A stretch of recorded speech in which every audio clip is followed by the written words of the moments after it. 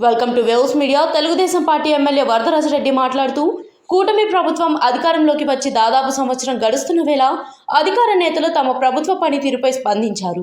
వారు ప్రకటించిన సూపర్ 6 పథకాలు అమలు జరిగిందని, తల్లికి వందనం, గ్యాస్ సిలిండర్, 4000 రూపాయల పెన్షన్ వంటి హామీలు నెరవేరాయని తెలిపారు.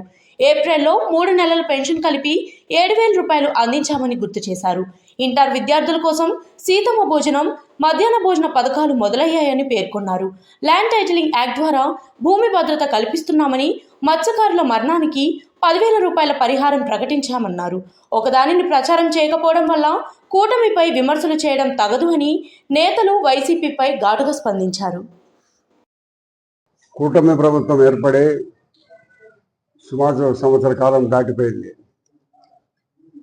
సంవత్సర కాలము 2 రోజుల కిందటనే దాటిపోయిన సందర్భంగా ఏవైతే ఎన్నికల్లో 2024 ఎన్నికల్లో చెప్పిన మేరకు సూపర్ 6 వాగ్దానాలలో నెరవేరుస్తా రావడం జరుగుతూ ఉంది.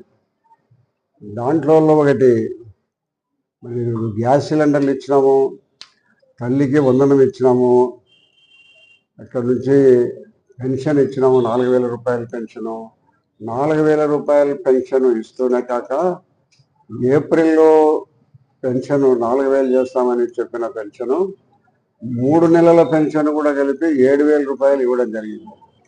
కాబట్టి ఎవరో కొంతమంది ప్రతిపక్షాలందరూ ఇవన్నీ ఎగ్గొట్టేదానికి చెప్పినాడు, ఎగ్గొట్టే చెప్తాడు, చేస్తా వస్తానని మీకు కనపడుతున్నాయి. మీ ఖాతాలలో కూడా పడింది కదా. వైఎస్ఆర్సీపీకి సంబంధించిన కొన్ని వేలు లక్షల మంది ఖాతాలలో కూడా పడింది. సిలిండర్ అందరు తీసుకుంటున్నారు, పెన్షన్ అందరు తీసుకుంటున్నారు, నిన్నే తల్లికి వందనం పడింది. ప్రతి ఒక్కటి నెరవేరుస్తా రావడం జరుగుతూనే ఉంది. ఎక్కడో ఊరికే ప్రచారం కోసము వాళ్ళు ఏదో ఇది చేయలేదు అది చేయలేదని ఊరికే మా పార్టీ మీద, కూటమి ప్రభుత్వం మీద వాళ్ళు దుర్మార్గమైన మాటలు మాట్లాడుతున్నారు తప్ప చేయకుండా పోయింది ఏంది. మళ్ళా ఆగస్టులో బస్సు ఇస్తున్నాం. ప్రతి ఒక్కటి చెప్పింది నెరవేర్చే బాధ్యత చాలా ఎవ్వరు ఎక్కడ భారతదేశంలో లేని అన్ని విధానంగా చంద్రబాబు నాయుడు గారు చెప్పిన మాట నేర్చుకునే దాంట్లో మొట్టమొదటి వ్యక్తి భారతదేశంలో. అన్నా